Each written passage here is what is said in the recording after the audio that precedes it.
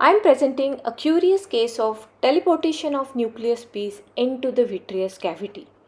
Those who have grown with Star Trek must be aware the catchphrase "Beam me up, Scotty," and the character used to get teleported on a different universe.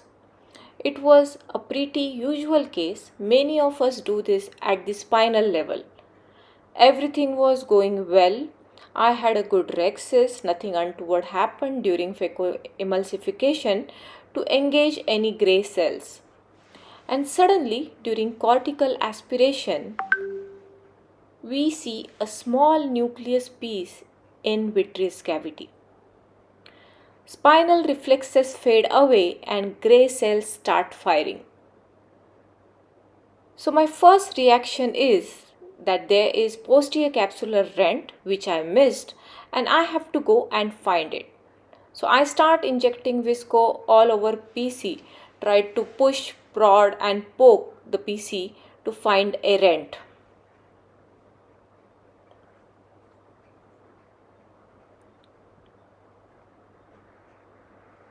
But posterior capsule was intact.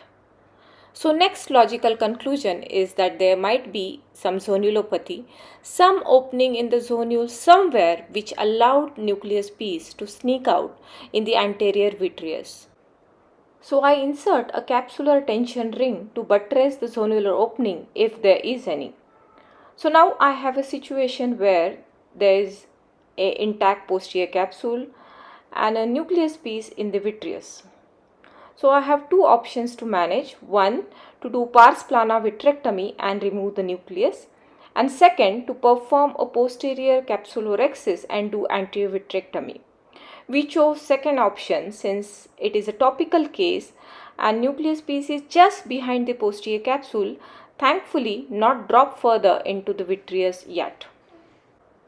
I do a thorough anterior vitrectomy, separating the nucleus piece from the vitreous attachment, and I slowly lifted it in the anterior chamber.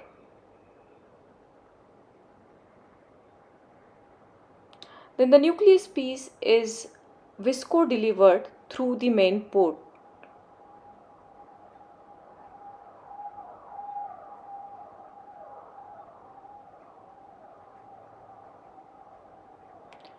Taking care not to let the anterior chamber collapse by continuously injecting visco while taking out the piece.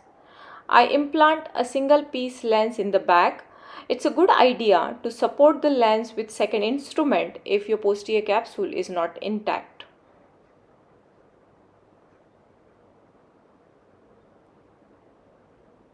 Checking for vitreous strands in the anterior chamber with the help of triamcinolone, and the case is closed.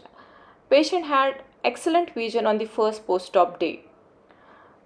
Now I put my thinking hat and ask myself, how and why did this happen? Previously we had noted a small cortical piece sneaking behind in similar fashion. It did not need any intervention because it was a small cortical piece. But this time we had this big, almost 2 to 3 millimeter of nuclear piece sneaking behind. And of course, nuclear piece did not teleport itself. And retrospectively, when we thought, there were absolutely no signs of zonulopathy. There was no wrinkles on anterior capsule while doing anterior capsulorhexis. There was no movement of anterior capsular rim. So it was unlikely that we missed zonulopathy.